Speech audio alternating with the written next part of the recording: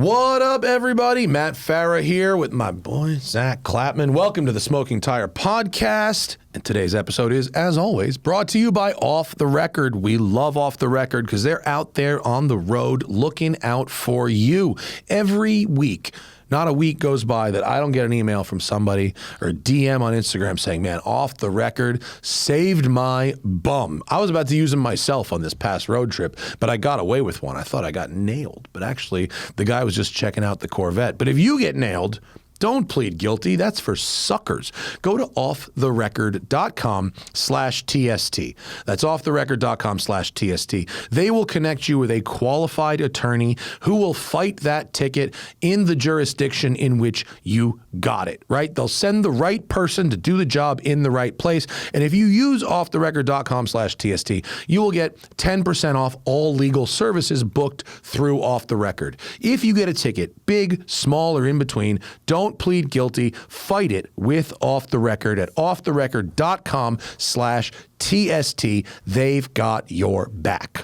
All right, folks, on this episode of the program, I spent some time at the Barrett Jackson auction in Scottsdale. I had a really weird Waymo ride, dropped off our new Project Mercedes to get it going, and we tried a totally new type of racing simulator. It's the Smoking Tire Podcast. Let's go.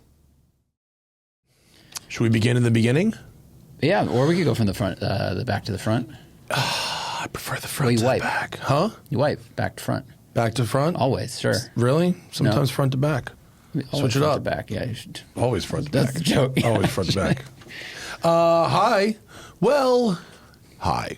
Man, it's been, I thought we might not have things to talk about, but boy, do we have things to talk about. There have been things that have happened, believe it or not.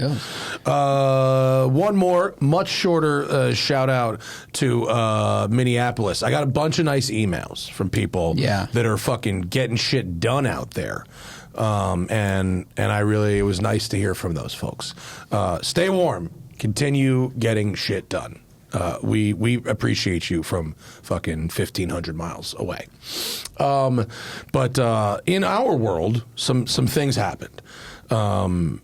Let's see, where do I start? Okay, let's start a week ago when I went to Barrett Jackson. So, like, if you're my age or my age-ish or maybe a little older, maybe a little younger, you know, Barrett Jackson streaming on TV for a week straight, like, was like a staple of my car youth. Yes. I would watch it like it was like horse racing. You know what I mean? You'd watch it like it was gambling almost. Wow, what do you think that's going to do? You know, their televised auctions have fucking, they changed the game. I mean, totally changed the game. And I hadn't been to Barrett Jackson.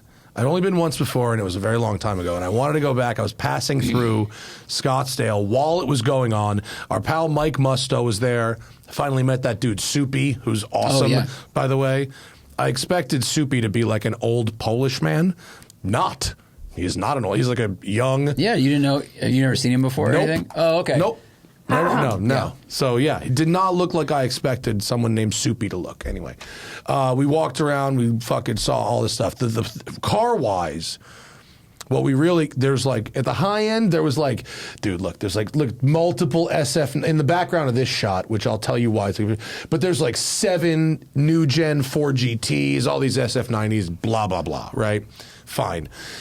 You got to go to the sold tent where the cars that sold on like Monday and Tuesday are sitting, because that's where the gold is.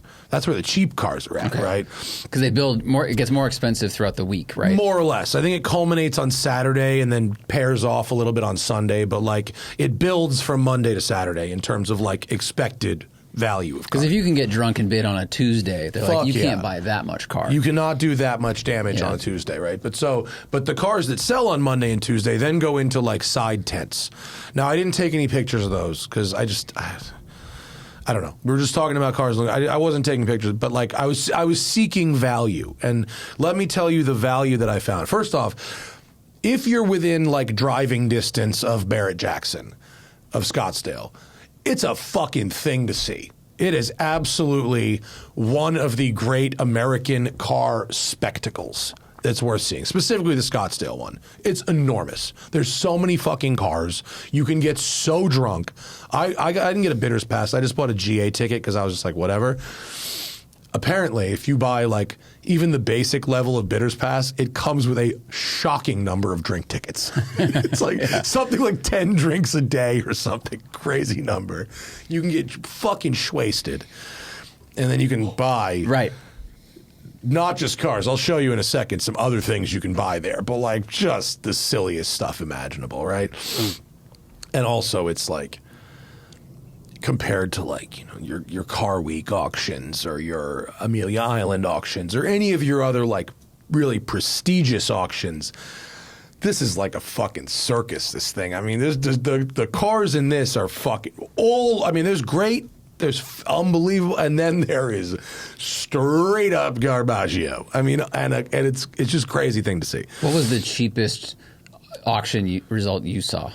Do you know? I saw a car that went for $1,000. Wow. Yeah.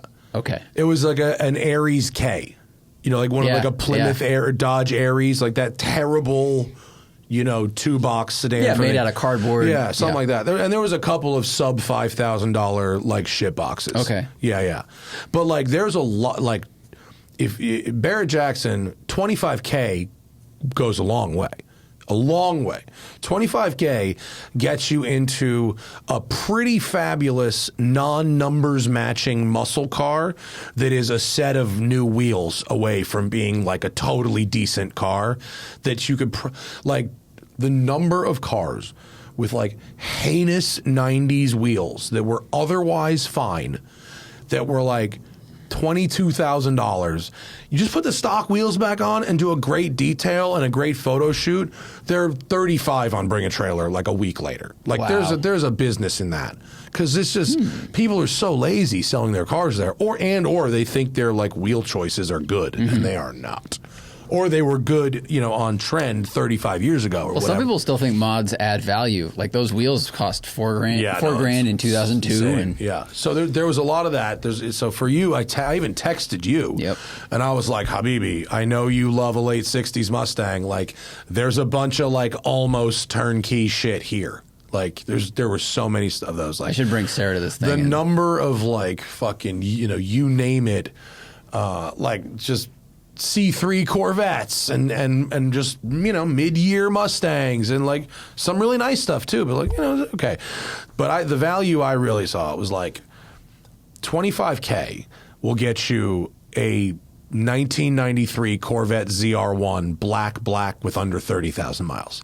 Wow. Which for our like the performance bargain that is, because like those things don't look like much, but they are really, really fast. Yeah. Like that's like a 400 horsepower car with a 4-cam V8 and it's transaxle, it's light, and they turn in like crazy. That car had the when Car and Driver was doing the slalom, I think they still do the slalom test. But that thing was the record holder in the slalom test for like a couple of years.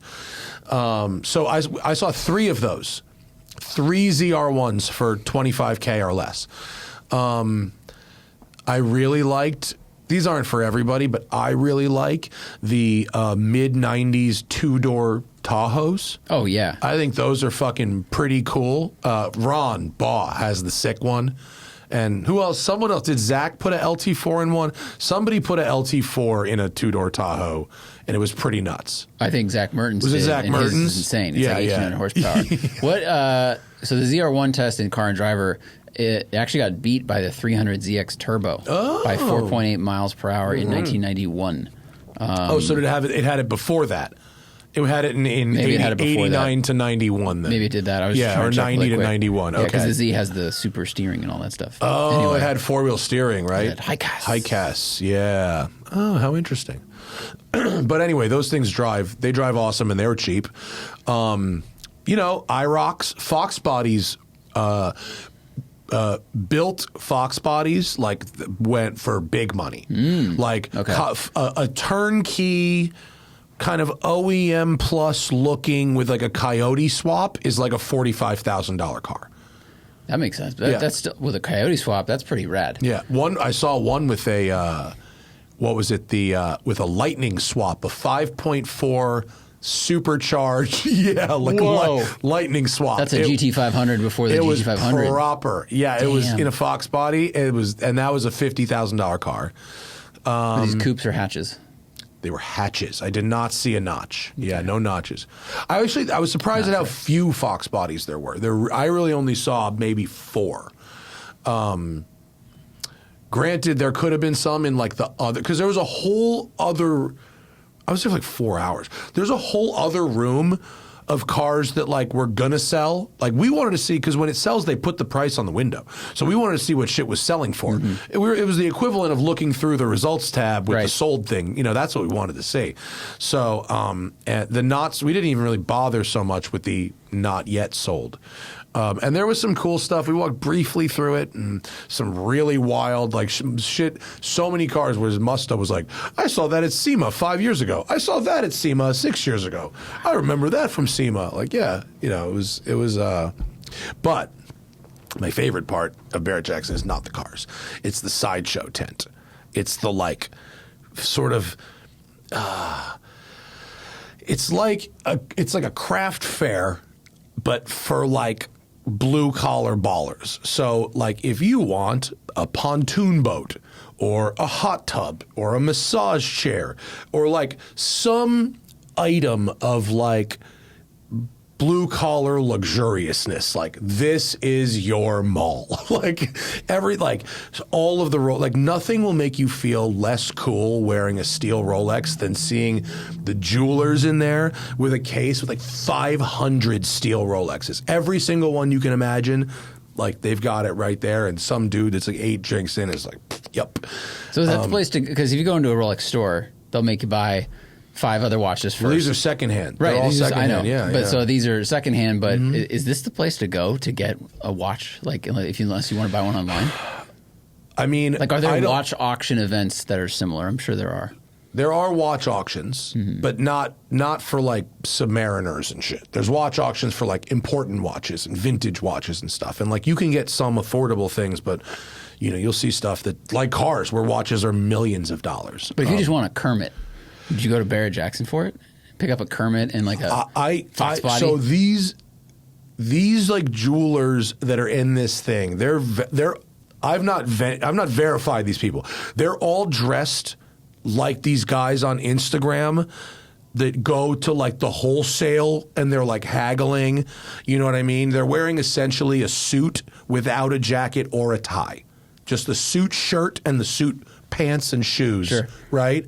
Watch on each wrist, right? Couple rings, and you know, very clean skin, and they're all like, you know, thin and fucking, you know, there's a big counter, like a big counter that's like the size of our table, but like it's like that and an L. So it's, imagine that, but then there's like 8 people behind the counter. Oh wow, okay, so it's kind of aggressive.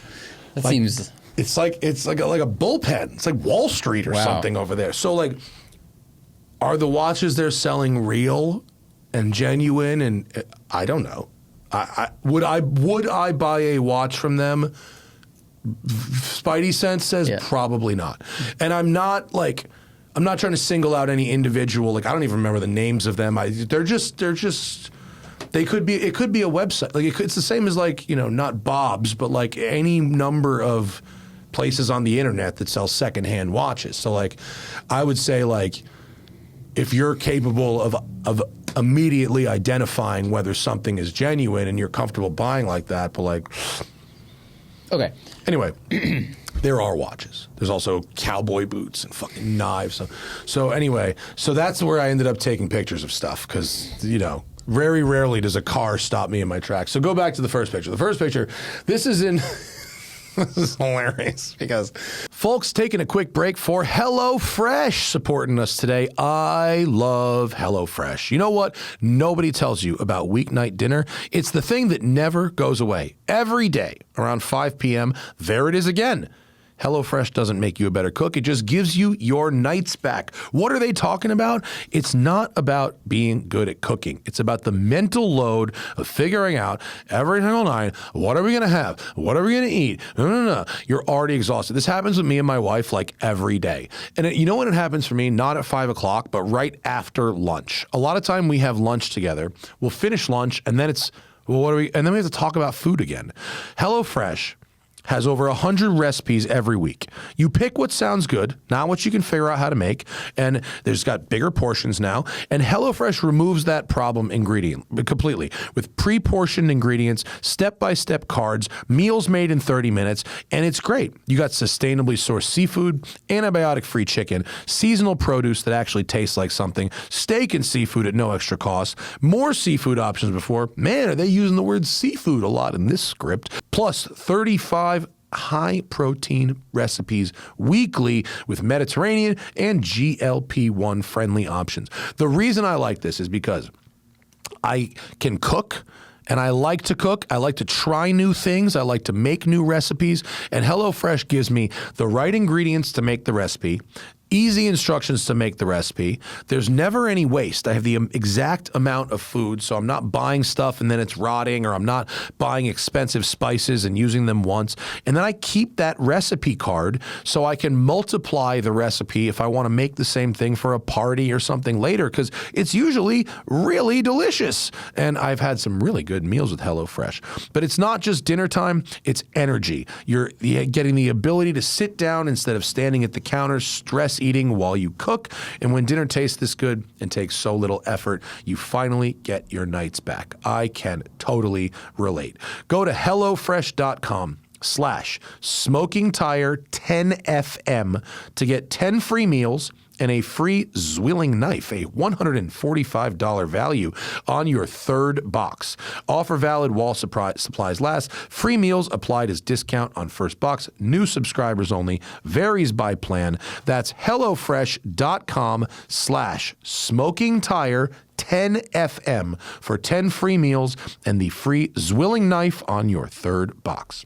All right, support also coming in today from DeleteMe. We love DeleteMe, been using DeleteMe for months now, and what they do, as I've said, is they make it easy, quick, and safe to remove your personal data from the internet at a time when surveillance and data breaches are common enough to make everybody vulnerable. It's so easy for anybody, bad actors, good actors, people who want to sell you stuff, to get information on people online. Your address, your phone number, and your family members' names all hanging out on the internet can have actual consequences in the real world and make everyone more vulnerable. And listen, we're seeing this happening in real time now. You want to get your personal information off the internet and data broker websites as best you can. And DeleteMe does that. It's what they specialize in. All you do is you make an account, you fill out their survey with all the information that you want them to search for, root out, and delete. They then go to work, and you don't hear from them for a little while, but then they come back with this crazy list of stuff that they've deleted and stuff that you need to maybe do a little bit of extra clicking or signing in order to have it fully deleted. But then it's not just once, because they're going to keep buying your data from all these websites that you shop from or sign up for and use. And so they keep going. Every month they send you a new report saying, here's what I found, here's what I deleted, here's what you need to do. And it is a great way to get your sensitive information off of these data broker websites. The New York Times Wirecutter named DeleteMe their top pick for data removal services. So you can take control of your data and keep your private life private by signing up for DeleteMe. Now at a special discount for our listeners, you can get 20% off your DeleteMe plan when you go to joindeleteme.com/tire and use promo code TIRE at checkout. The only way to get 20% off is to go to joindeleteme.com/tire and enter code TIRE at checkout. That's joindeleteme.com/tire, code TIRE. You know, one of the things they do are these charity auctions, which always raise so much money. And on the surface of it, I am not against a charity auction of any kind. It's fine. So here's a Mercedes Gullwing It was donated to a charity auction. Can you see the beneficiary of the auction there, Zach? Yeah, the placard? CHP 1199 Foundation. First off, it's the CHP 1199 Foundation. They misspelled foundation on their very large poster that is about the size. It's as tall as the car. It's as tall as the car. Yeah, pretty much. So that's the one thing. And the other thing is the CHP 1199. This is like where everyone knows you donate money if you want to not get tickets. How many tickets do you need to be getting a year where you have to donate a 300 SL just get out of them for the next 10 years? When we saw this, I was like, okay, so if you go to their website, if you buy, you donate $50, you get like a sticker. If you donate like, $2,000, and I'm making up the numbers, but they're not far off. You donate something in the thousands, you get that license plate frame, and that's what everybody wants. Everybody wants that $11.99 license plate frame. That's the immediate identifier in California if you get pulled over of, I've donated money. Do you have the prices handy, Zach? No, I was looking at the budget increases for the CHP year over year. Yeah. But and then, you can like get a badge if you give enough money. I mean, if you give them like 20 grand or something, it's like you get like a badge. It's crazy. And it's just, I've never heard of anyone donating money for any other reason than what bit of shiny jewelry that says $11.99 on it do you get to show a cop if you get pulled over? My theory is if you buy this car, you actually get issued a California driver's license with the name Bruce Meyer on it. I think that's pretty much. I think they give you a cop car, a uniform. They give you a gun with no firing pin. I mean, you get the whole thing. You actually get for this car full credentials. Right. Oh, we have it? Yeah, here's the tiers. Oh, yeah, here we go. Classic level, 3 Gs. You get a glass plaque, 1 license plate frame, leather wallet and brass ID card, and a plastic ID card. That's 3 Gs. 5 Gs gets you a Crystal Star Award, a laptop backpack, 2 license plate frames, leather registration holder,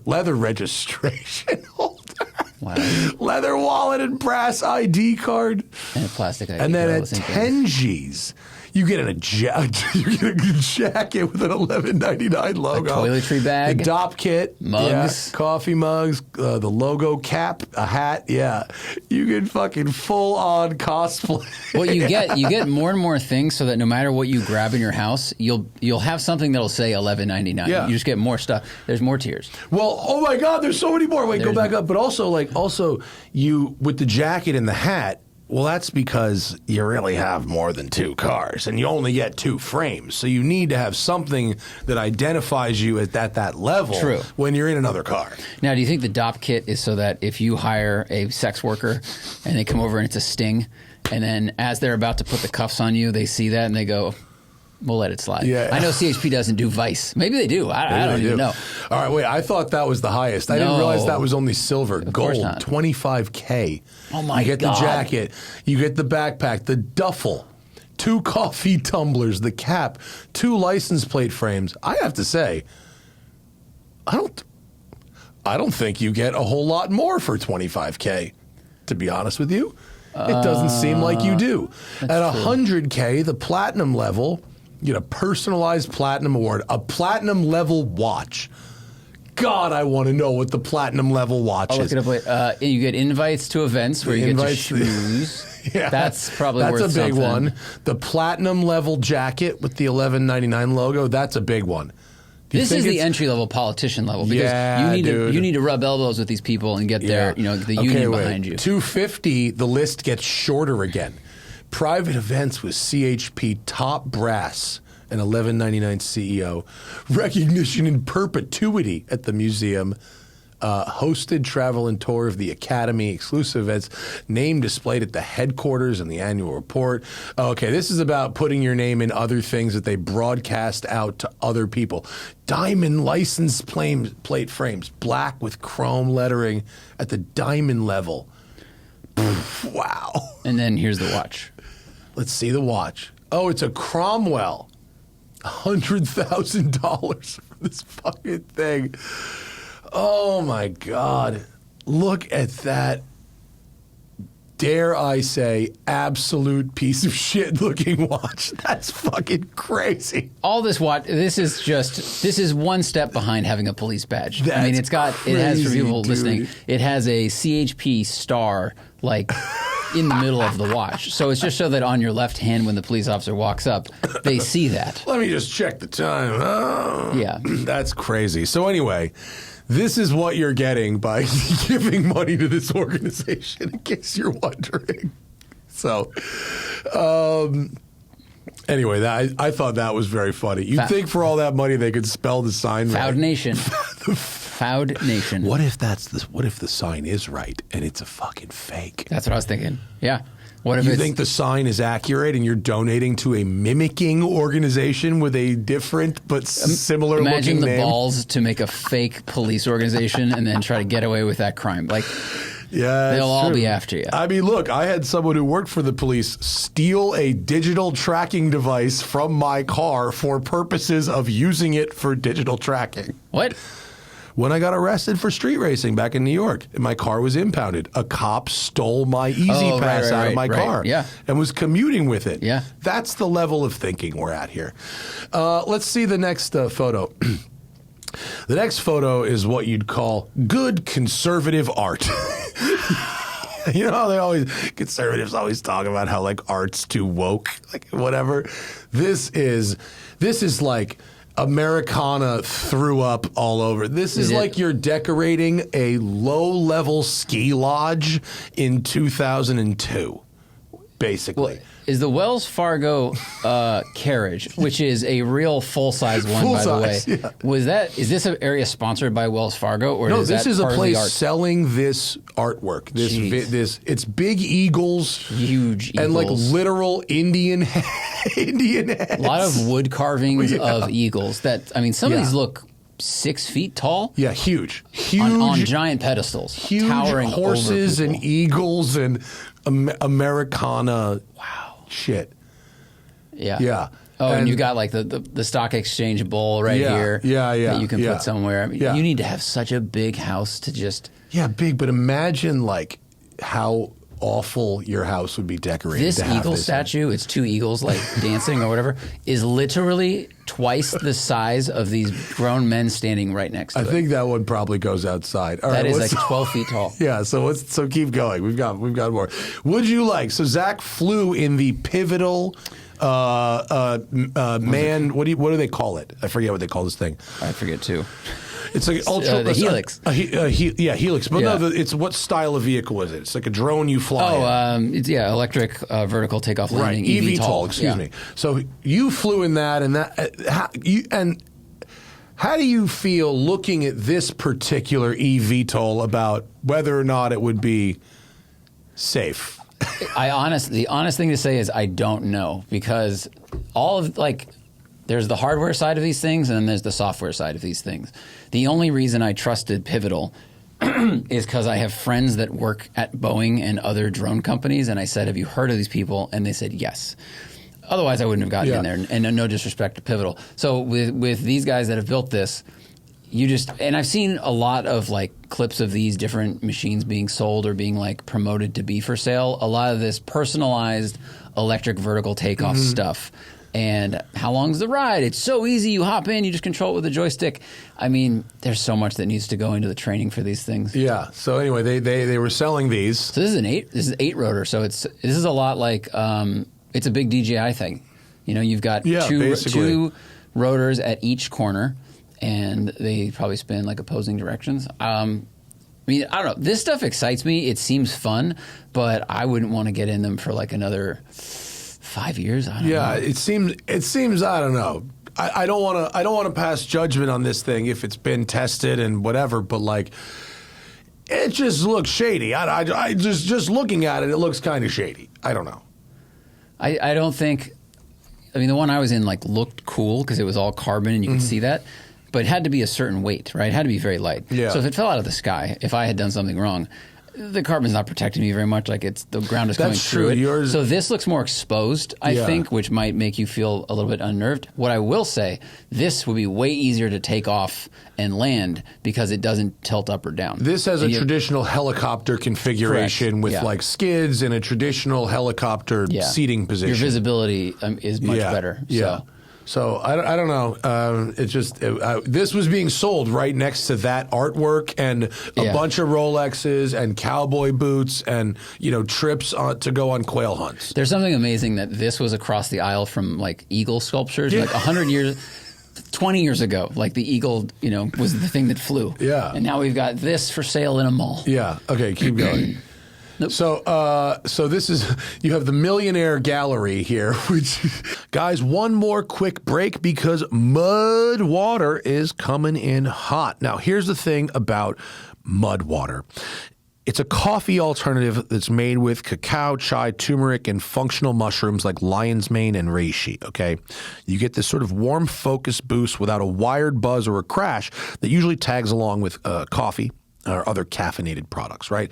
And I've had problems with caffeine in the past. I've had literal panic attacks as a result of being overly caffeinated. And so when you want to get your morning together, a little less chaos, less jittery energy, and more of that kind of locked-in feeling that gets you going. But when I can't have that kind of caffeine in the morning, that's where the Mudwater comes in, right? And if you're still craving that taste of coffee, which you're in luck, I like it.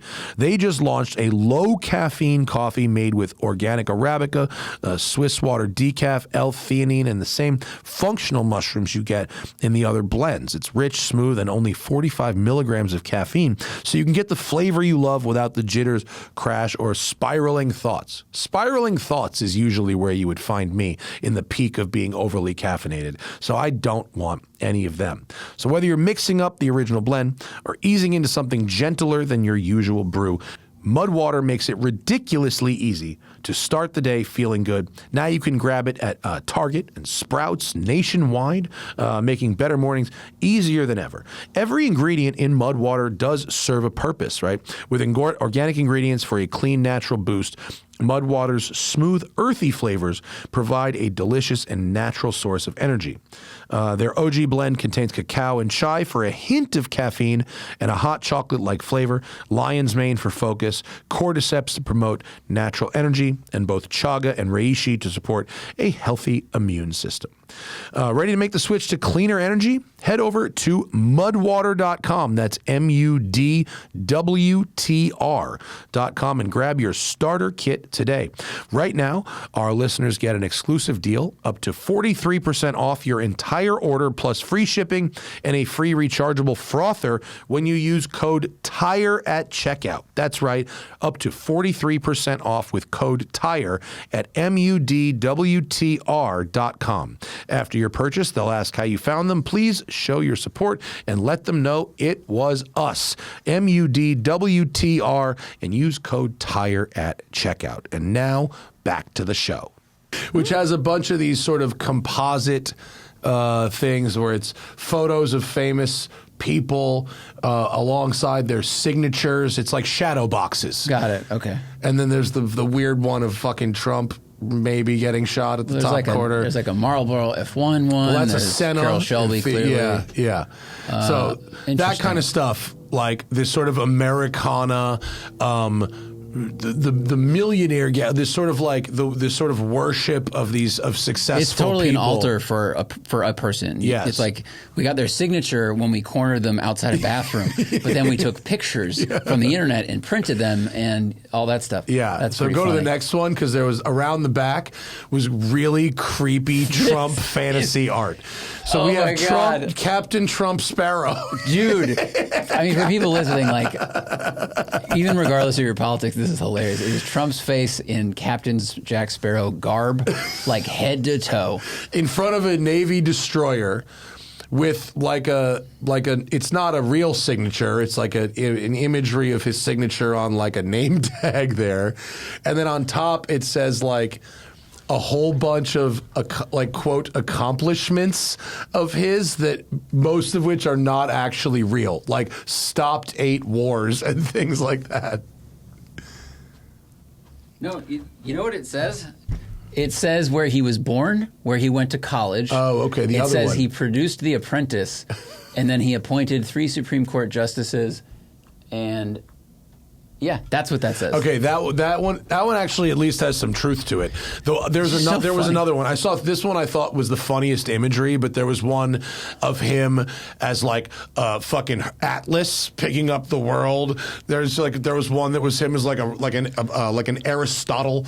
You know, I think it was the Aristotle one that was like the world peace. This is proof that it's not just AI making bad art that just this jams was probably things together. made by AI. That was, but like, was it a sculpture, Alice, or him just holding something like? No, it was like these. It was like a paint. It was from this particular dealer. This is definitely AI.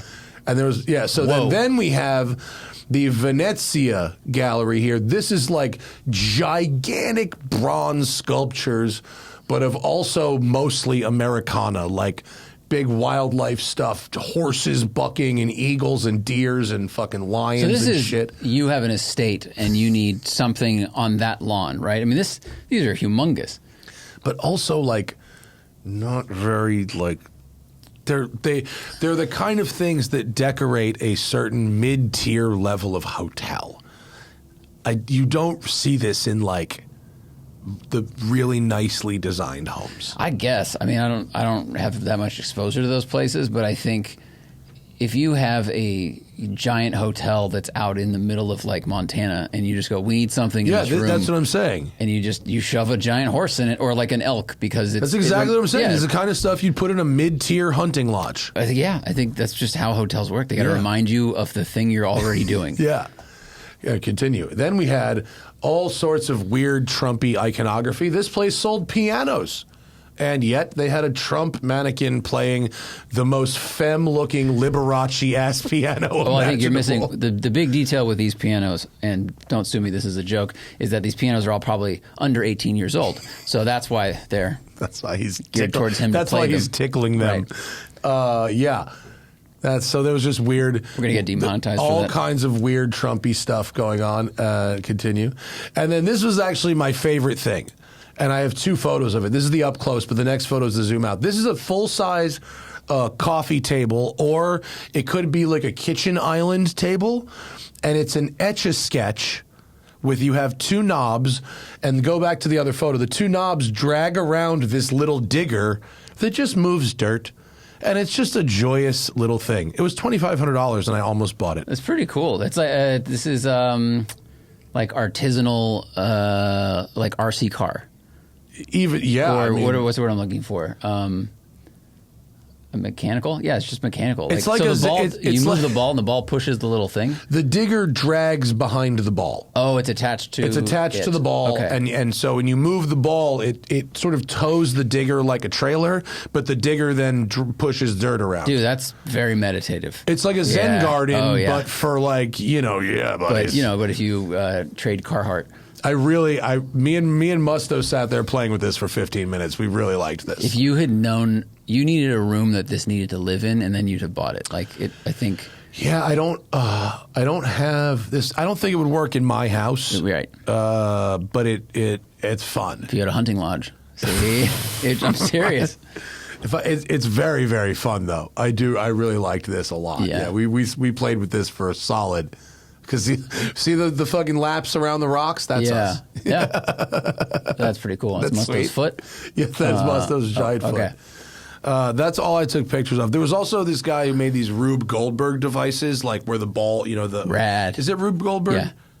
Is that what it's called? Rube Goldberg is like a complicated mechanical device to complete a relatively simple task. What's the thing where like a ball travels like a real crazy route, like up a thing and I don't know if that has a specific name. I'm sure that might be a I know what you mean. Version of a Rube Goldberg device, but there were these amazing machines where it was like a roller coaster for, pinballs essentially. Yeah.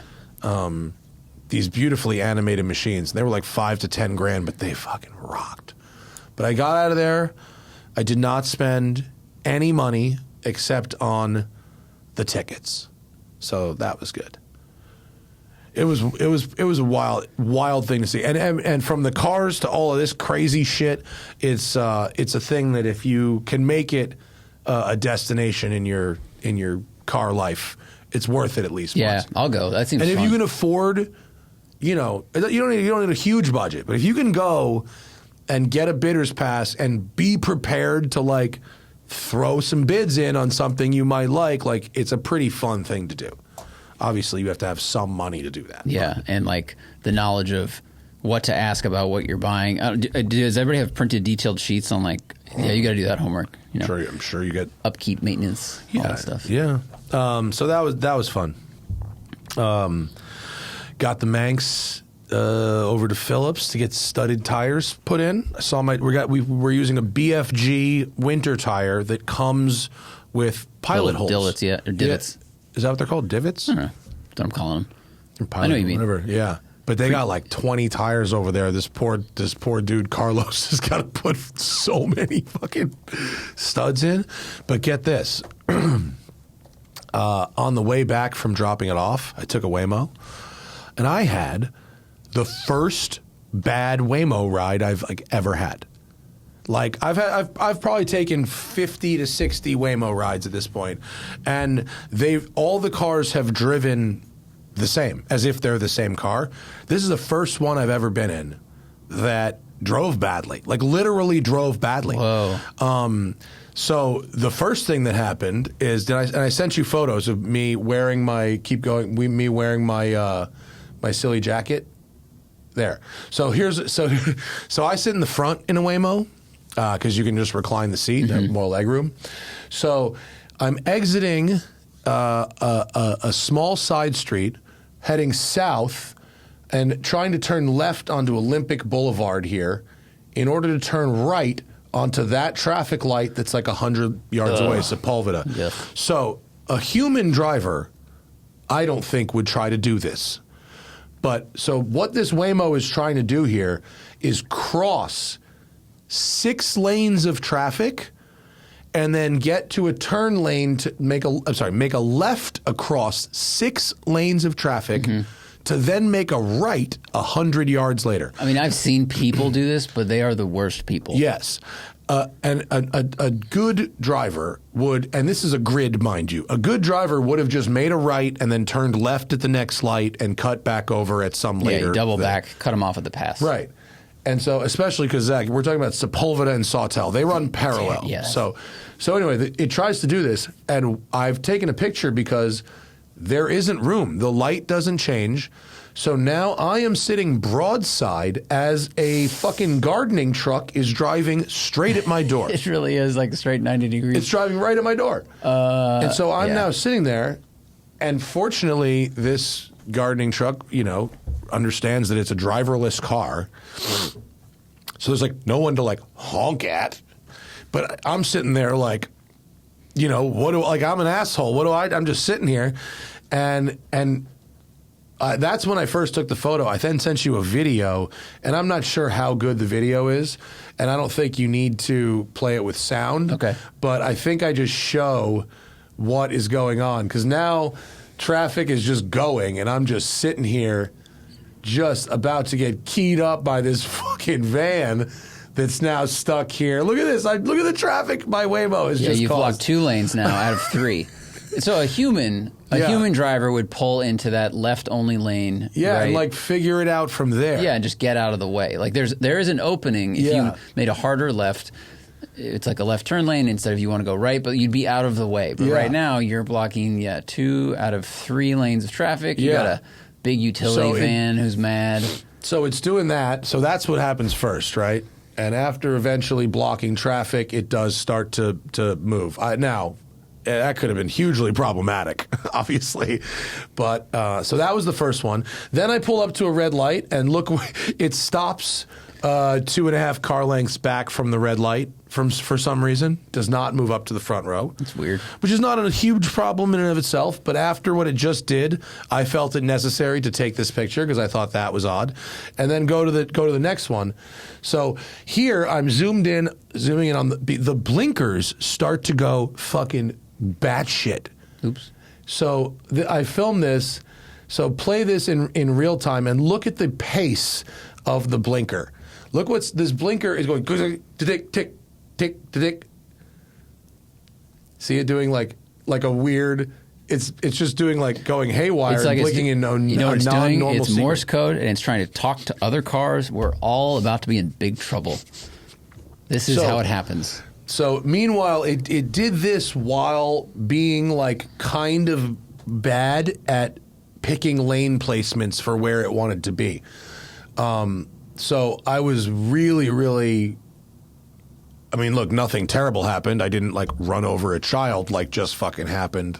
That's not. I don't want to accuse run over. A Waymo hit a kid yesterday. Yeah. Whoa. Yeah. I did not know that. I think it was one of those situations where it was like a kid ran out into the street and the Waymo, did try to stop. It just couldn't stop quick enough. I don't think it was necessarily. I don't want to jump to conclusions, but I don't think it was necessarily like 100% of the Waymo's fault. Like an unexpected thing happened that it just couldn't avoid, I think. But either way, on the same day that happened, this ride happened. Well, Waymo says the kid ran into the street from behind a double parked SUV. So, yeah. I mean, can we believe them? I'm not 100% sure. Yeah, but I'm reading the news on KTLA 5, so Yeah. that's what they said. But I'm sure there'll be footage and whatever. Yeah. Yeah. The kid was okay, it should be said. The Yeah. kid stood up and went to the sidewalk. Okay, well, that's good.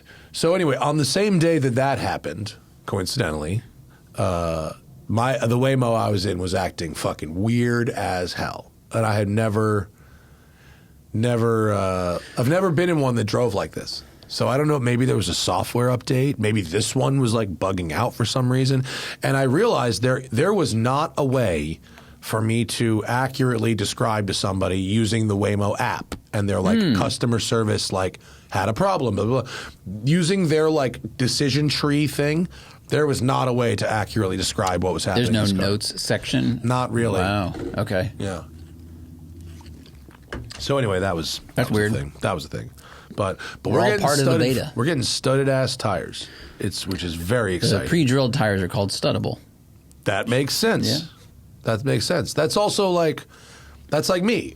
I'm studdable, but I'm not there yet. Just have potential. Right. Yeah, exactly. Yeah. Oh, I had to get weighed. And granted, different scale. Like, normally I weigh myself at Santos scale, but I went to my physical, and I was on their scale. So one could expect a small difference in how The dyno article. The dyno article, like small difference. And I weighed 2 pounds over what I weighed like a month ago, and I was like, went into a deep depression. Oh. Numbers should go down. Yeah, but I know. December. And Hannah was like, you know that 247 is the same as 245, right? Like that's also not different. water, salt. I know. What time of day did you get weighed at this physical? In the morning. It was morning. Okay. Yeah, and I fasted too. It was optimum conditions. I mean, we talked about December. We both ate more snackies. There were cookies and in things January. around. December I did good over the holidays. January was where I had my holidays in January when I went to South Carolina and then I went to Miami. That was my holidays in January. Dude, when I saw my parents always have lots of healthy bad food around, and I went, oh, a tub of biscotti? Well, I don't have these very often at home, so I'll eat 3 per day. Yeah. It's in South Carolina. It's those peanut butter filled pretzel nuggets. Them, if I die of a heart attack, it's because somebody left a kilogram of those around in my house. It washed up in the ocean. There'll be like that would be the perfect crime. Like if you wanted to like assassinate me. All you have to do is leave the giant, remember like the buckets of popcorn? Yeah. That peanut butter pretzel, just send it to me for Christmas. I'll be dead by Valentine's Day. It's like a very Kramer type of assassination. They're desiccates. Doesn't seem there was foul play. You got an awful lot of treats this year. I don't know. Should we talk about the sim? Is that interesting? Yeah. Is that interesting to talk about? I think so. So our buddy, our two friends, and one of my storage clients here at WCCS, which is continuing to pay off in interesting ways. Our friend Mike Harley, who's a former car journalist. Our friend Justin Bell, who's a racing commentator and a race car driver. And my friend Charlie, XP1, not XR1. Is it XP1? It's XP1. Have come up with... not come up with, I guess there's a person who's come up with the tech, but they've shown us this new racing simulator program called XP1 that launches in like a week that uses an entirely new force feedback and physics engine compared to any other racing simulator that is on the market today or before. And the idea is to deliver a vastly more realistic driving experience compared to other racing simulators, which, correct. in my opinion, do not deliver realistic driving experience. Yeah, I which agree. is why I hate them. So it apparently works with any PC-based racing simulator, right? Basically any PC-based. They work with basically any PC Like, and there's a- any wheel, I think, is what they're saying. Yeah, they're So- it's not a new type of drive wheel. Right, it's not. Not a new type of pedals. You can use basically any pedals. It's software, and it's sort of.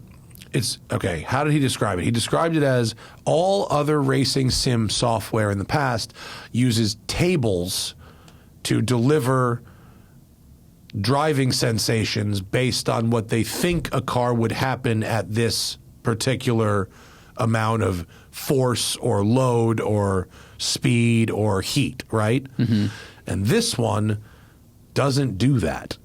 It learns based on how people are driving on it in order to deliver a much more car-like experience. I'll say, like, the pitch was quick. We went there today, and they talked fast, and then we hopped in the driver's seat. So, like, the methods behind how the game works, like, I don't want to comment on too much because I don't understand enough of how existing games work. Like, what I took away from it is that the driving instantly feels way more realistic because, you know, their cockpit, like, moves while you're driving as if your head was moving. And they modeled it. They said, you know, they modeled it after like a 13-pound head with a helmet on. So when you hit the brakes, when you turn left, right, accelerate, your field of view changes very slightly. But it is so accurate, I think, to how your head would move. There's no latency. Like, you hit the brakes, then the plane thing moves. You turn left, then the head moves. You know, that would be like bad VR. This felt so natural. I thought it communicated speed and G-load really, really well. And then when you couple that with the force feedback, I think felt really accurate. I could feel the back stepping out and loss of grip, I think, better than any other force feedback thing I've driven. And this didn't have a 4-motion seat. This didn't have any of the, like, electronic actuator stuff that was moving that around. This was a fixed seat, fixed pedals, and a wheel. But that was my takeaway. My takeaway was that the steering feel was, like, way, way, way better. And if you got, like, oversteer in iRacing or Assetto, it's, like, unrecoverable in a lot of ways, and it was much more recoverable in this. I thought the weight transfer was a lot better and more natural feeling in this. Yep. So the thing with this game is, and it's called XP1, is right now there is only one track and there is only one car. And it should be said that's because they built the whole the physics engine behind it themselves, and then they built the car themselves also. So they didn't download a car from, you know, I don't know, other games or other sources that supply games. They were like, let's make this thing as a proof of concept. Yeah, well, and the limiting factor is if you're spending money and resources licensing cars, you're not spending money on the actual accuracy of the driver to video game engagement. And also, they said they basically had to build they had to do everything totally from scratch in order to make this system work. Like, you couldn't import physics models from different OEMs. Right. Like Michael told us, you know, if you hit curbs too hard in the car they built, like, it will start to bend the wheels or it will start to bend control arms, and, like, that will come back in how the car performs. But existing models didn't have that kind of stuff. Like, I haven't played enough recent sims. Like, I've played ones where there's damage, but it will just show, like, flat tire, engine damage, wing damage. So you've lost your aero, the engine's weaker, or, like, it pulls one direction or the other. So I don't know how detailed some of the other games get, but I was just really impressed with how it felt. And this is like an alpha launch. So, like, I know you don't play video games, but nowadays, like, you can download a game before it's, quote, done, and you can pay for it, and it's called beta. And sometimes the game is amazing, and it could by all means seem like it's finished game, but they will keep developing it, but they can get the money earlier to fund the development. So this is like they made one track, they made one car. Their early investment seems like it's pretty small, and then they're going to launch it for free. You download it, you can play it for an hour, and then you can decide if you want to pay for it or not. And then you can take that money and put it into development, licensing cars, et cetera, et cetera. It was. I mean, I feel that if I really wanted, unfortunately, they don't have like every track, and they don't. Even if it was just this car, with this one track, you can tell that the physics engine is much, much, much more realistic to an actual car. And like Harley said, like you can be good at racing sims and like not be good at driving cars. Like it does apply. Like if you are good at racing sims, it will help you be good at driving cars, but it's not a given. They are different things. Like you could be good at like Guitar Hero and guitar, but being good at one will not make you good at the other. I thought I would be good at Guitar Hero because I knew how to play guitar, and I was like, oh, this is like not actually playing guitar. It's like vaguely similar, right, but it's not. And it's like the same kind of thing. This is an actual game that, in my fucking 20 minutes, by the way, is will definitely reward you if you're good at driving in real life. It's much more like driving in real life. It really is. Yeah. So the car they made is like a mid-engine GT3 style car with a Ferrari-esque 500 horsepower V8, and it weighs like 2,700 pounds, and double wishbones and this and that, and very natural driving dynamics, I would say, for 20 minutes. Easy to get used to. And the track is nice, and it's not that hard to learn. And it does have, all different types of corners, so that's good. It'll be interesting to see as they add tracks and add stuff, but for me, it was like, oh, this is actually the kind of give and take I'm looking for a video game that replicates driving. It actually replicates like driving. You were genuinely curious after driving it. Like I've never seen you get out of a sim and go, so what do these cost? Like, yeah, where could you put this thing? Like you had a good time driving it because I think it, like you said, it helped you represent better how you can actually drive because it actually talks to you a little bit more. Yeah, because like my problem with racing sim, like when I'm trying to use racing sims to like learn a track, like we talked about a couple months ago, I will have crashes that will never happen in a car.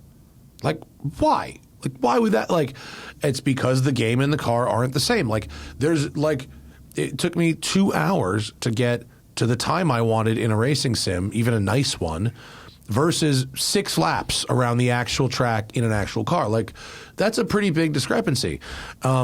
Maybe it's just because I don't play enough racing sims. I'm not good enough at them. But, like, if I drive this much, like, why should this not reflect a decent amount of skill in that? Like, why should I be so terrible at that? So anyway, this is much more like if you can drive a car well, you can get in this, and you're like, why am I crashing here? Like you're not actually. You're so that's good. And they're doing a drift thing, which is going to be really fun. Yeah. Because drifting in video games is not good. This could potentially be like actually good drifting. I just think with Sims you have to like relearn how to interpret the visual data to tell your hands and feet what to do. So even if you start sliding in a drift car in like a Seto and it's set up like at our friend Corey's house, if the controllers are set up well and all the parameters are set up well, the things you would do in a normal car will work in the sim and vice versa, but it's the data that you're getting to your eyes telling you what to do, when to do it, that can be like clunky, and you have to learn almost how to like read Braille. You have to learn how to read what the screen is showing you and what that means for the car. Like you might not think you have a lot of angle on the car, but you actually have, 72 degrees already of yaw. And I don't know, this just seemed like it talked to me more like CXC's trophy truck thing, which was this giant cage mounted on this huge electronic actuator. They just sold one on Brady Trailer. What did it go for? I don't know, but we should find out right now. They were building one to put on a cruise ship, and they built another one. That was the dopest driving simulator I've ever been in. I mean, the thing would move up and down like 2 feet front and back, left and right.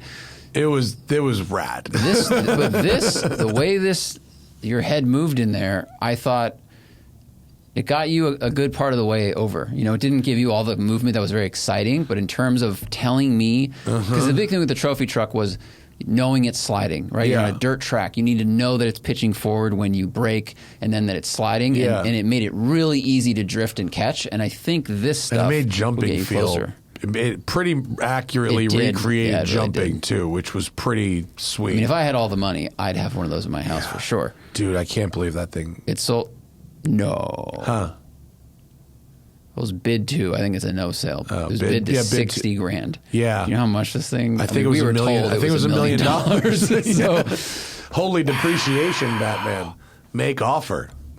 no kidding. Oh my god.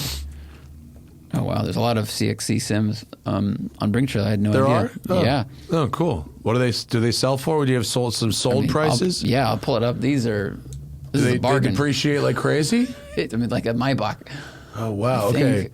Sold for $24K, Motion Pro 2 sim back in June, 23, 20. Okay, so they sell for $20 to $25K used. Oh, wow. That one sold for $45K earlier this year. Wow. Oh, wow. All right. Well, you can get one. They're like, half to 3/4 price. Yeah. These things are rad, but That's pretty a cool. lot of money. I guess it matters maybe what year you get, but Maybe. Oh, the kart sim is interesting. Look at that, 23K. That's No kind of- suspension.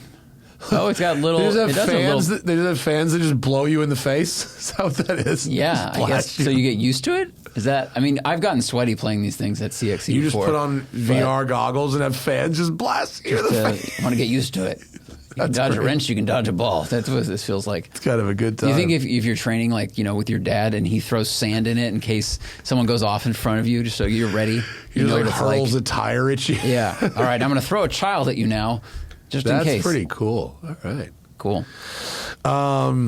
Big news. I, and therefore we, are now members of the Singer Club at Willow Springs. Let's go. We have a racetrack membership, Zach. What are we going to do with it?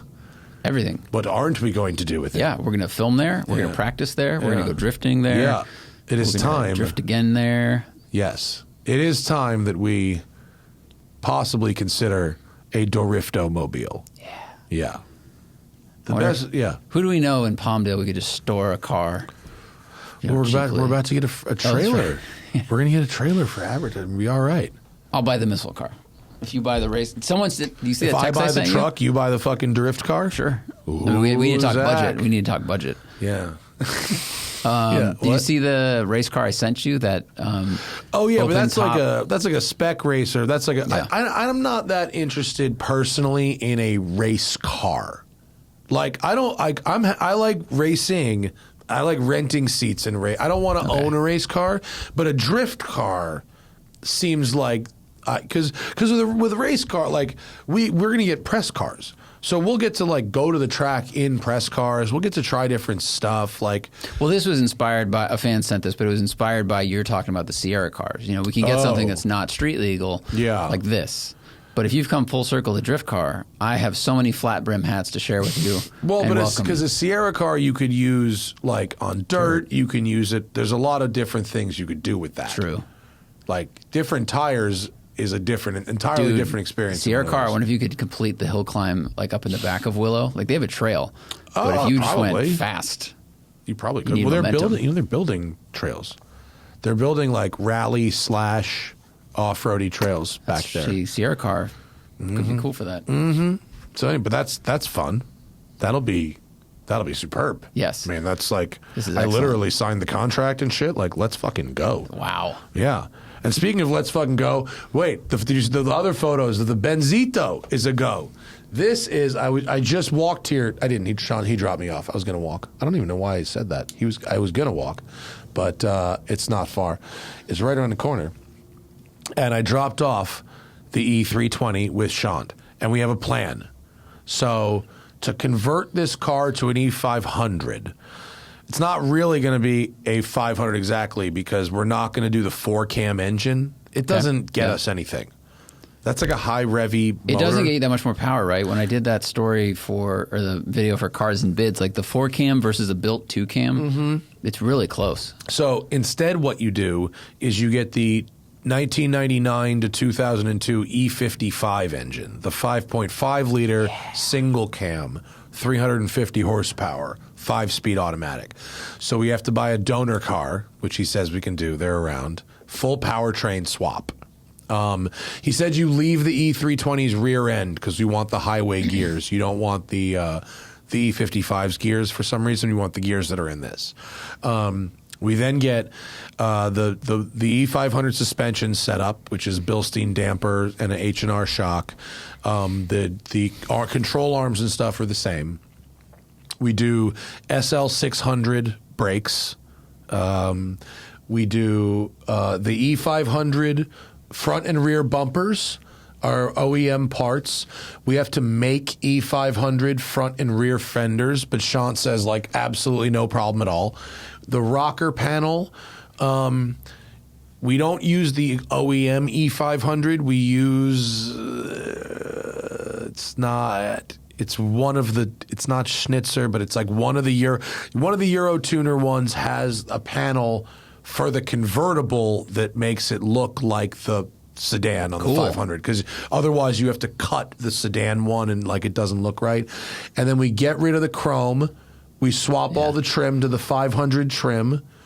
We're going to do those Recaro Euro front seats, those cool Recaro ones that everybody uses. Crazy fabric on leather, but also with the crazy fabric. We're going to delete all the wood and make it all brushed aluminum. We get HVAC, we get air conditioning and cruise control from the E55, full wiring harness swap. The headlights and taillights are the same. We can restore those. And the dash is actually really good. The steering wheel we're going to keep, but we're going to recover. Yeah. The top actually is in great shape. We're going to service the hydraulics, but we're going to keep the top fabric. That's fantastic. It's not that old. It's only like 5 years old. The top fabric, the top glass is good. The side glass is good. I'm just noticing the number of check engine lights you have on the dash. There's only two. One is check engine and one is low washer fluid. 2 out of how many possible? I don't know. Okay. But I drove it from South Bay to him today. It's like fine. I mean, it burned a little oil, like a little oil. Whatever. We're taking the engine out. Who gives a shit? It made it. Like and Sean was like, Is this only 60,000 miles? I was like, yeah. He's like, I cannot, like, he could not believe his luck. He looked all over it, no rust. He's like, this is the most perfect, and it's already red. Cool. The red, we're going to repaint the whole thing red, but it's the right red. I really need to look really hard in figuring out what our interior trim for the doors, like your car, the door cards, the seat centers. I'm going to do the A-pillar probably because it's only the A-pillar. What are you going to do the A-pillar in? I don't know. Okay. In a maybe a cool pattern. Oh, I thought based on your smile, I thought you had a special idea. No. I mean, it'll be whatever, we got to find a cool cloth. HRE is going to make us the wheels that look like the monoblock wheels. Cool. But they're HREs. This is going to be a cool cruiser. Yeah. So this is going to be nice. There's like it's really actually funny. Like the things that we need to keep are like really good, and the things we're throwing away are old and tired. Mm-hmm. We have to do bushings because all the bushings are. But like whatever, while we're in there, fucking do it all. Of course, you're taking the whole drivetrain out. Mm-hmm. Like, do all the bushings. You're kind He's of so excited. It's cool. It's like what you learned from the Bentley project. Like what's good about cruising and what do you want, and this is like tailor-made for that. It's going to be a really nice balance between quick, 350 horsepower is not nothing, good torque, but with a 5-speed auto and a convertible top and and exhaust dumps, electronically actuated.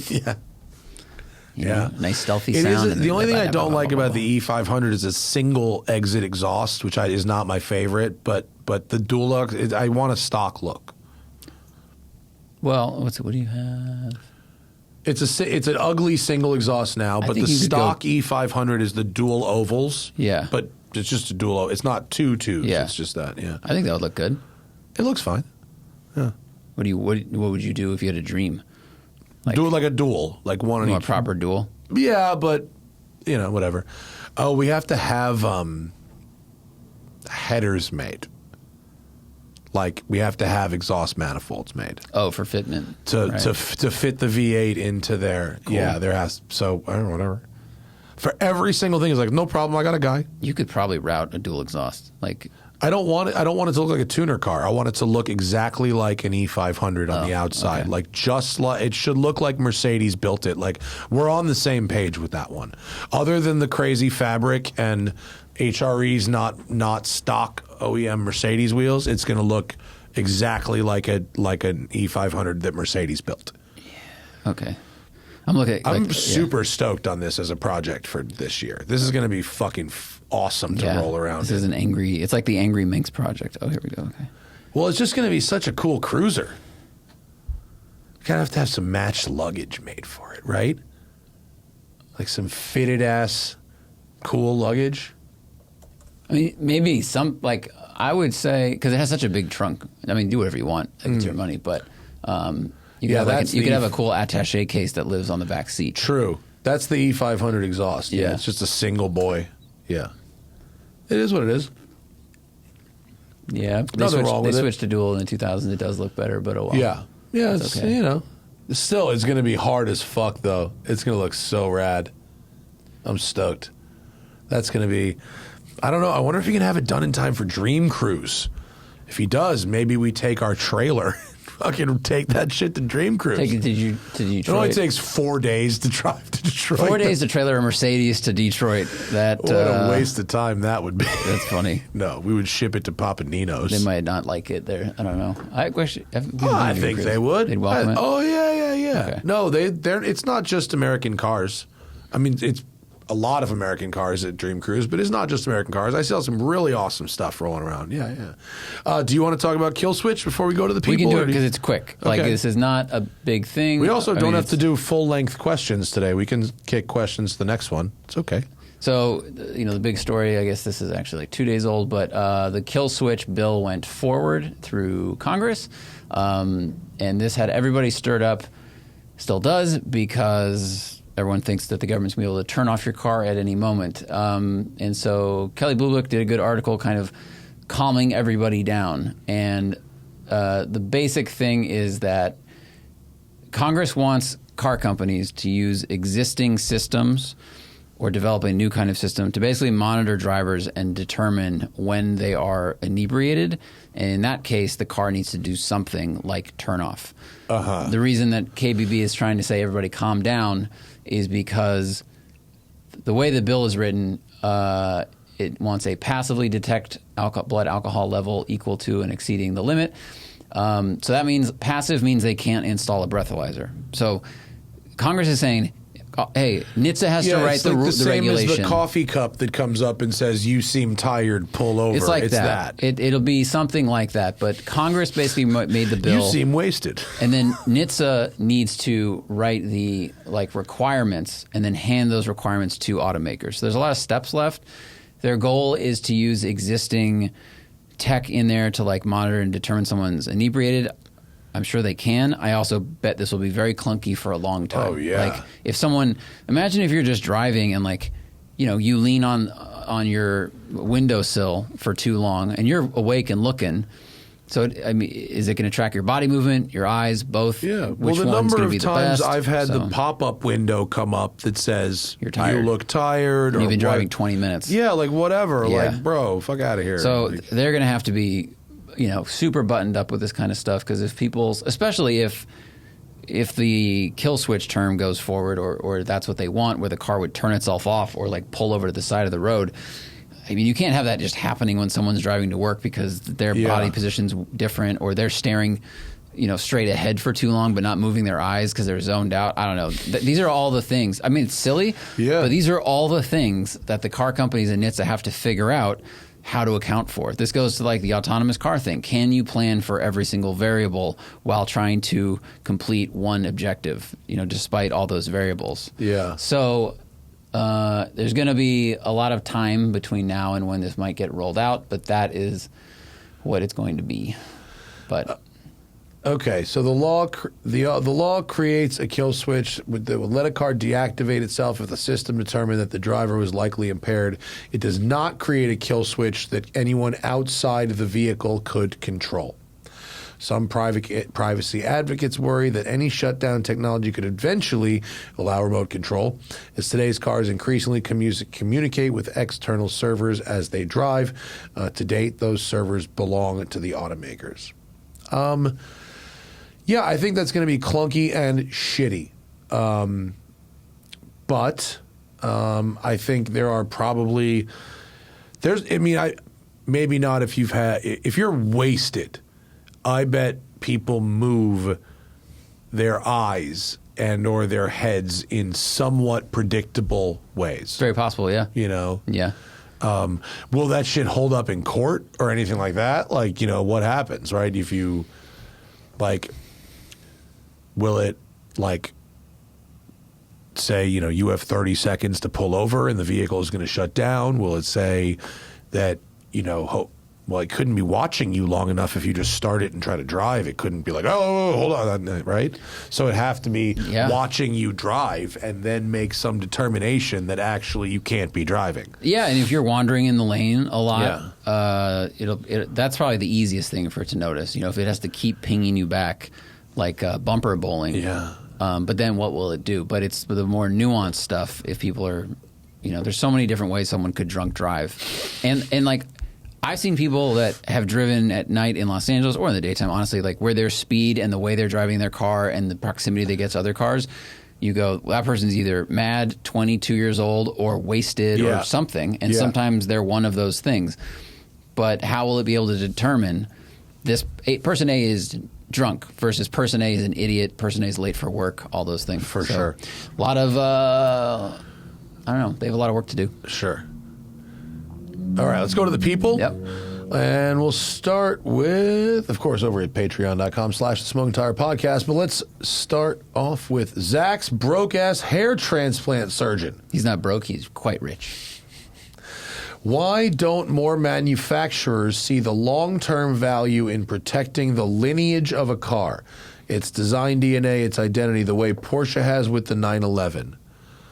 Well, the 911's like engine being in the wrong place defines its shape and its lineage. Like, you could argue, like, a lot of people, I mean, Corvettes effectively did that until they had to make a change going from front to mid-engine. They've probably protected it. I think they've done the best job out of any front-engine car. Maybe, I mean, BMW maybe, but because this person's point was some companies will, like, bring back the Supra, kill the Supra. Bring it back, it looks totally different, and kill it. And whereas the 911 seems more... I think the fact that they've been building it consistently means the design, the changes are much more subtle. Whereas if you take a 6-year break from a car and then bring it back, well, suddenly manufacturing technology's changed, design trends have changed a lot, so it seems like it makes a big leap. What always helped, though, is that 911s have always been competitive. They've always been, like, less power than the other cars they were competing against, but, like, less weight and less and equally competitive, if not more competitive, like that whole time, even when they were building like old cars in like the 80s, like the C8 Corvette versus like the 1985 911. The 911's like ancient, but it's still competitive. The 964, like old, still competitive. Like that, I don't know if you can just like do that with any other car. I would say certainly the Mustang, you know, beginning again in like 2005, the sort of modern era of Mustang where it looks like the Mustangs of the late 60s looked. They've learned, you know, they probably, maybe, arguably should have been doing that the whole time, even though I like the Fox bodies and stuff, you know. But you kind of need your product to be good enough that it needs successive generations without breaking it up. If you break it up, then you're like, well, that car's dead, but like later I'm doing a new car and it's vaguely the same and we already own that name. People remember it. We could get some hype out of launching this thing, you know. I wonder if there's also merit that Porsche was a private company until, what, a year ago? 2 years ago? So maybe if they had more control over their designs, whereas, you know, I don't know, other companies were publicly traded, and they just, if something wasn't going well, they bring in new committee, new board, and they go, well, let's change the design because that's what's not working. And Porsche could go, no, like here's how we're doing it. We just tweak it a little bit. I don't know. This one's fun. I blow horns. Favorite tuner engine for the standard cylinder counts. So your favorite 4-cylinder, 6-cylinder, 8, 10, and 12 from tuners. Kind of interesting. So favorite 4-cylinder was that Honda engine that was built by that dude on the east side of LA. I think his name was Emmanuel. That was like a Honda engine that NA that revved to like 9,000 with like crazy high compression, big power engine. That was a sick Honda engine. High revving Honda like that makes power is rad. 6-cylinder, favorite 6-cylinder engine. My demand engine is pretty fucking spicy. I dare you to find a better 6-cylinder engine than that. Yeah, I'll agree with that because yours has like big engine sound, but then it's got a more it's different. It's not meaty. a V6, something really meaty. Yeah, I'd go with that. Yeah, favorite 8-cylinder. Judd. Well, Judds are usually the 10. Too. Yeah, the Judd V10 is really where it's at. Well, favorite V8? How about the Dynan 4.6 liter stroker S62, the E90 M3 stroker engine? Well, you drove that in like an M1 or 1M, right? Yeah. Okay. I wasn't there that day. I think I probably would choose that, though. That was mental. Small, high-revving V8s are very good. But shout out to the Audi 4.2 with a supercharger on it. However, I'm going to save that for the 10 because I think throwing the VF supercharger on like a Lambo V10 is rad. That's pretty. That's where it's at. For a 10, you're going to go Viper with twin turbo Viper the with Calvo Viper, 2,000 horsepower Calvo Viper. Yeah, that's scary. We'll take that. 12-cylinder tuner, 12 cylinders. Brabus Rocket. Yep. I can still see the video in my head. That was one of the coolest things in the world. That's a twin turbo 12-cylinder in an E-Class. Yeah. I should have asked Shant if my car will fit the V12. No, just go V8. You get the sound. Yeah, that's true. That's a fun one. Isn't the V12 like far more complicated, less reliable, all those things? Yeah. Right. Keel and toe. Do you think automakers aren't taking risks with new products anymore? Fun projects like the SSR, the Prowler, the Viper, BMW Z8, and Z1 don't seem as common anymore. Well, original Viper, I think there's enough original sports cars still coming out. Z8 and Z1 are, I agree, because they're just making fewer coupes. We know that. Like we've talked about this. The 90s, there were dozens of coupes.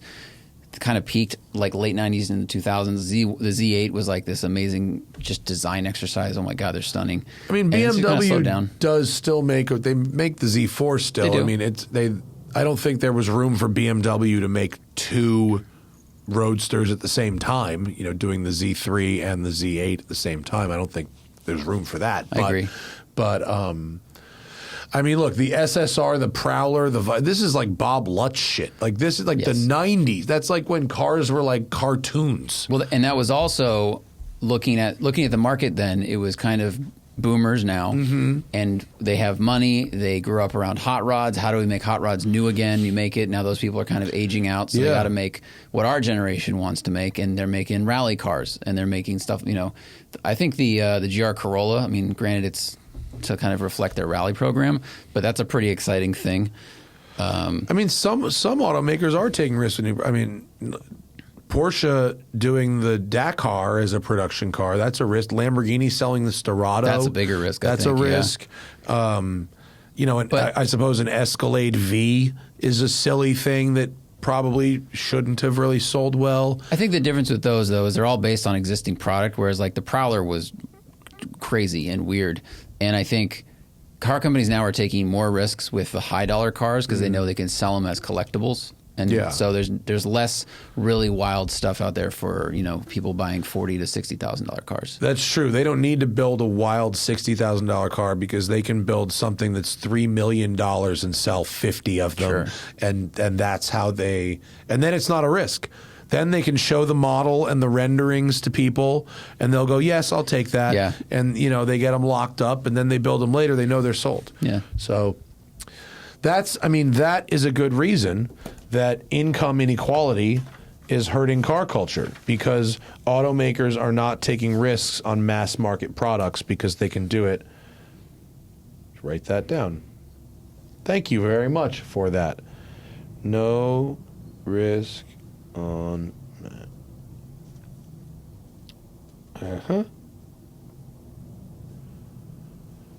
High end. Okay. Thank you for that one. That black Scuderia says, oh, I saw some, I don't want to even talk about that. Let's just go to the question. Okay. In your opinion, has the build quality of Porsche been going up or down in recent years? I honestly don't know, because I don't have much exposure to them after they are more than 2,000 miles old. I have not seen a change in what I perceive as quality in Porsche in the last 10 years. Since like the 991. Like a 991 and a 992 are built to approximately the same standard of quality, in my opinion. Literal build, how tight things fit, the materials, that's the same in those cars to me. Marco, if you're listening, text me. David Hasselhoff-Meister Kinkshame. That's a great name. Absolutely exceptional. Best and worst piece of swag you've ever gotten from a press launch. The worst piece of swag is just a magazine about the car you've just driven. And it's really like a sales brochure. Yeah. I mean, I've gotten stuff that was so expensive I gave it back. Like, I've gotten iPads. Someone gave me an iPad, and I was like, that's ridiculous. Absolutely not. We've gotten helmets. Oh, yeah, I got a helmet from the Hoosiers. Helmet, jackets sometimes. I got offered a jacket, and it wasn't, hey, wear this, it's very cold where you're going. It was like, wear this somewhere else. Yeah, later. It's like, here as a parting gift, and I gave it back to them. Yeah. No, I will sometimes. I'll turn down a lot of swag.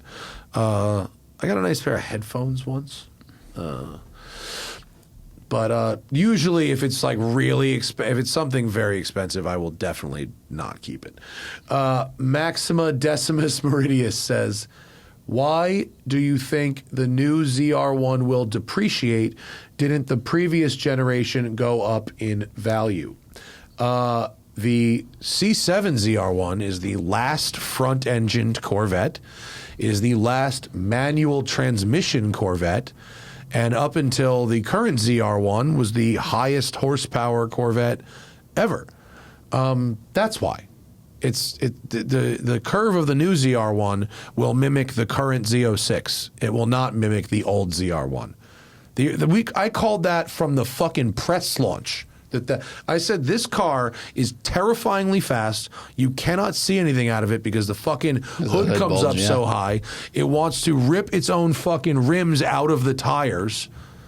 It's scary as shit, and it fucking makes... It's the last of something. And it's the last manual Corvette. I said, this is an instant buy and hold. Yeah. Instant.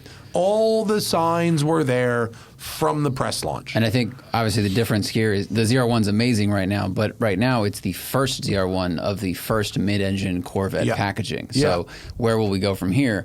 Faster, better, et cetera, more They've already put out a faster one. Right. The ZR1X is already 1 year later. Yeah. So the current, keep doing that. The ZR1 we drove for P. Cody has the old interior in it. It doesn't it have has the wall still. Yeah, it's a 25, not a 26. So, like, why would this current ZR1 not fucking depreciate? It has none of the elements that the C7 ZR1 had that specifically put it in the buy and hold category, right along a Viper ACR. Viper ACR, same exact thing. If you had an allocation for ACR, as a matter of fact, any final year or final 2-year Viper, a TA or an ACR would have been a fabulous buy and hold because that was it. So, but that C7 was fucking obvious from day one. Acura NSFX. Are we going to Air Water? Where's Air Water this year? I don't even know where it is. Let's see. Can you, while you're looking, can you scroll down a little bit? Yeah, it comes back to Costa Mesa in April. Oh, yeah. I'm sure I will go. I don't have something new to put on display, but I'm maybe the Manx, actually. If there's a Manx display, then they'll probably end up putting the Manx there.